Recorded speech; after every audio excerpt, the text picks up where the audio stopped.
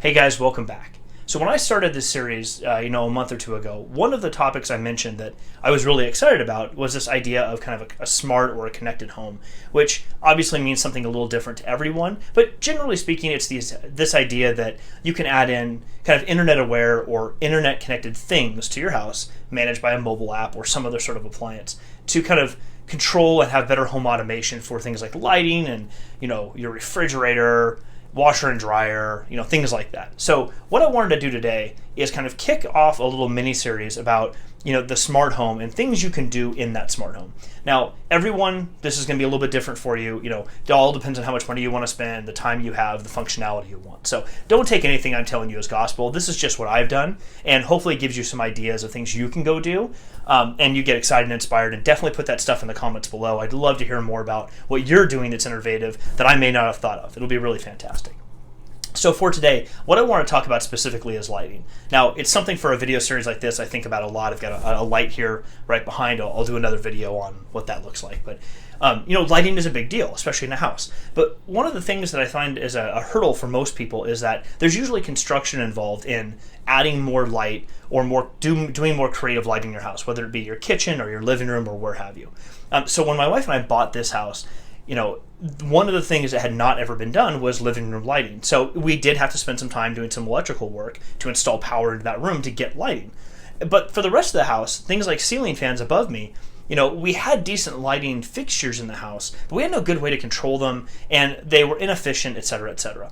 And as we've all been hearing the last couple of years, the idea of LED lights everywhere it seems like a new fad.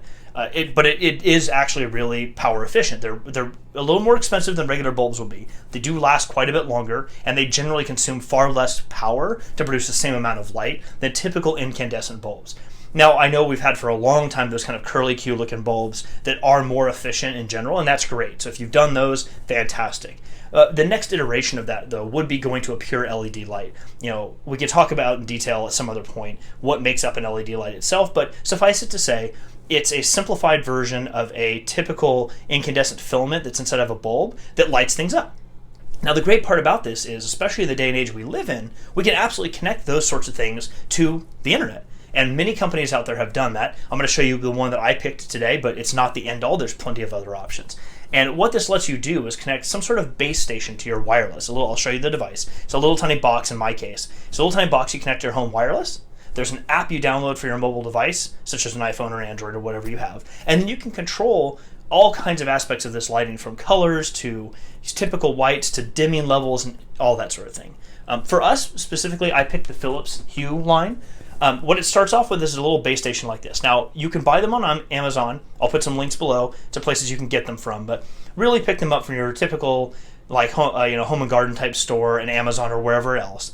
And what you'll usually find them in is kits of 2, 3, or more. And the kit comes with a little base station like this, as well as a series of bulbs. Now, the quantity of bulbs you pick to start off with is totally up to you. I started off with a base station and 2 bulbs, really to feel the situation out. I wanted to understand how it worked, what I could do with it, and also have my my dollar investment be relatively low when I first got started.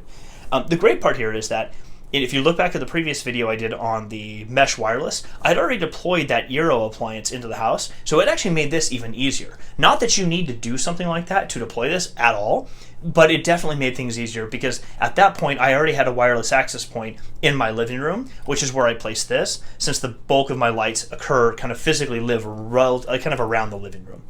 So, to back up, what you do, and the instructions are all very straightforward. The mobile app, like you find for home mesh wireless, and I will say a lot of other home automation things, is just this easy. All I really did is take this little box. There's a little Ethernet port on the bottom, right here. I plugged that into the wireless access point I had in my room, but you could just as easily plug it into the cable modem you have in your office or wherever that lives. You plug in a power cable, and this thing powers on. That's pretty much it.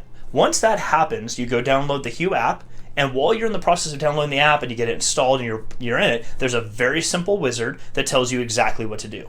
You plug in one or more of these light bulbs into various fixtures in your house, and you follow the wizard from there. It simply walks you through pressing this button here. It says Philips. I don't know if you can see it, but it says Philips on it. You press this as a button to kind of start the I guess discovery process, for lack of a better word. So this starts asking everybody, hey, is there anybody out there I need to be aware of? The light bulbs, because they're powered on, talk to the space station, and through that app and a little simple wizard in the app, it goes through and finds them and gets them added. You can name them and start using them at that point. Now, while that's really cool, where these things become super powerful is in the features they have in their apps.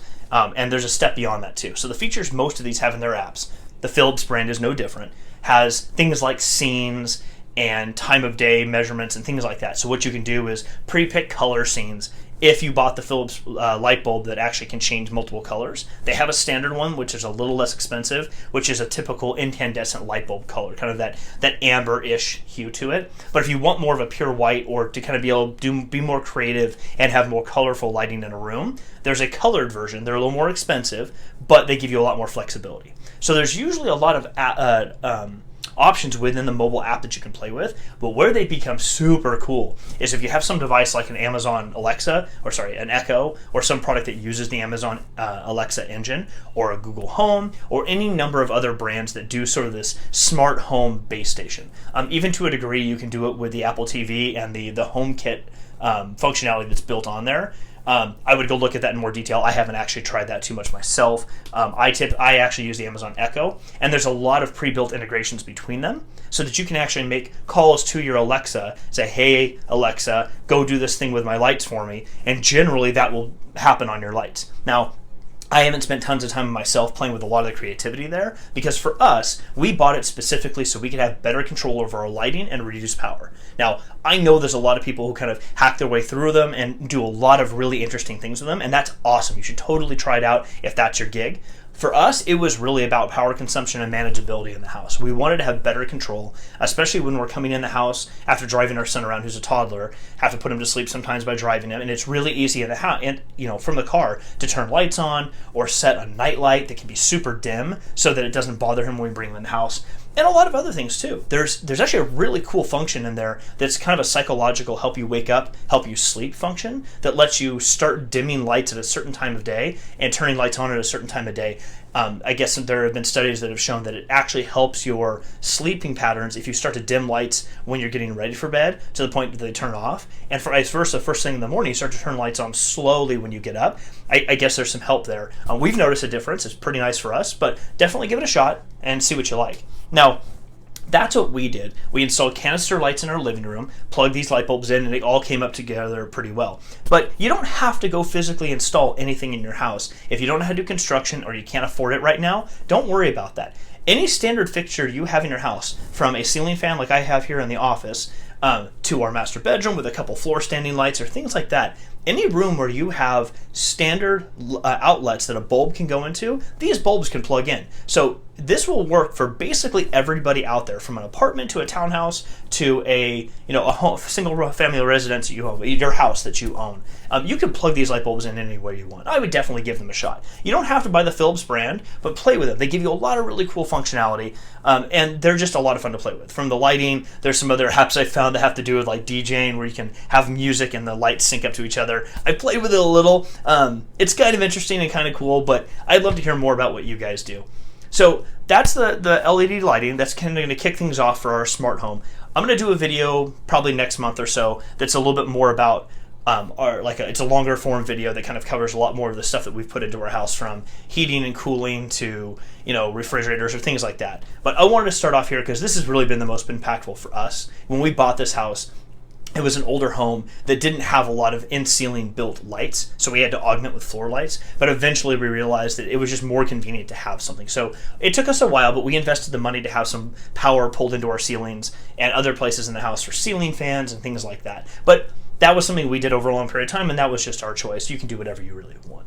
Hope this was interesting for you. Definitely leave some comments below. Subscribe or like us if you're really interested. And like I said, I'll have a longer form video coming in a month or so that talks a bit more holistically about the smart home and other things that we've done here. If you have any questions, reach out. Hope to talk to you guys soon. Cheers.